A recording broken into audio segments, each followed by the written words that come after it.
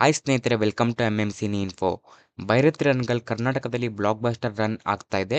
ಮೂರನೇ ವಾರ ಆದರೂ ಸಹ ಸಾಕಷ್ಟು ಕಡೆ ಹೌಸ್‌ಫುಲ್ ಆಗ್ತಾ ಇದೆ ಇವಾಗಲೂ, ಮತ್ತು ಬುಕ್ ಮೈ ಶೋದಲ್ಲೂ ಸಹ ಟ್ರೆಂಡಿಂಗ್ ಆಗ್ತಾ ಇದೆ. ಇನ್ನೊಂದು ಕಡೆ ಭೈರತಿ ರನ್‌ಗಳು ನವೆಂಬರ್ 29ಕ್ಕೆ ತೆಲುಗು ಮತ್ತು ತಮಿಳಿನಲ್ಲಿ ಡಬ್ ಮಾಡಿ ರಿಲೀಸ್ ಮಾಡಿದರೆ, ಅಲ್ಲಿಯೂ ಸಹ ತುಂಬಾನೇ ಒಳ್ಳೆ ಪ್ರತಿಕ್ರಿಯೆ ಬರ್ತಾ ಇದೆ. ಶಿವಣ್ಣನ ಸ್ಕ್ರೀನ್ ಪ್ರೆಸೆನ್ಸ್, ಆಕ್ಟಿಂಗ್, ಅವರ ಮಾಸ್ ಸೀನ್ಸ್‌ಗಳಿಗೆ ಪ್ರೇಕ್ಷಕರು ಫಿದಾ ಆಗ್ತಾ ಇದ್ದಾರೆ. ಸೋಷಿಯಲ್ ಮೀಡಿಯಾದಲ್ಲೆಲ್ಲ ತುಂಬಾನೇ ಒಳ್ಳೆ ಬ್ಲಾಕ್ ಬಸ್ಟರ್ ರಿವ್ಯೂಸ್ಗಳು ಬರ್ತಾ ಇದೆ. ನರ್ತನ್ ಅವರ ಡೈರೆಕ್ಷನ್ನು ಸಹ ತುಂಬಾನೇ ಹೊಗಳ್ತಾ ಇದ್ದಾರೆ.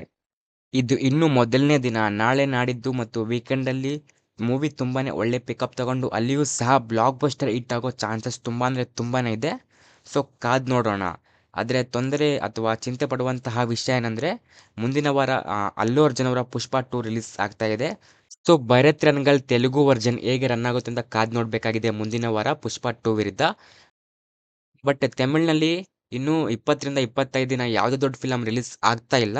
ಅಲ್ಲಿ ಫ್ರೀ ರನ್ ಸಿಗುತ್ತೆ. ಸೊ ಕಾದ್ ನೋಡೋಣ ಏನಾಗುತ್ತಂತ. ಏನೇ ಆಗಲಿ ಒಂದು ಒಳ್ಳೆ ಕಲೆಕ್ಷನ್ ಬಂದರೆ ಸಾಕು. ನೀವೇನಂತೀರ ಕಮೆಂಟ್ ಮಾಡಿ.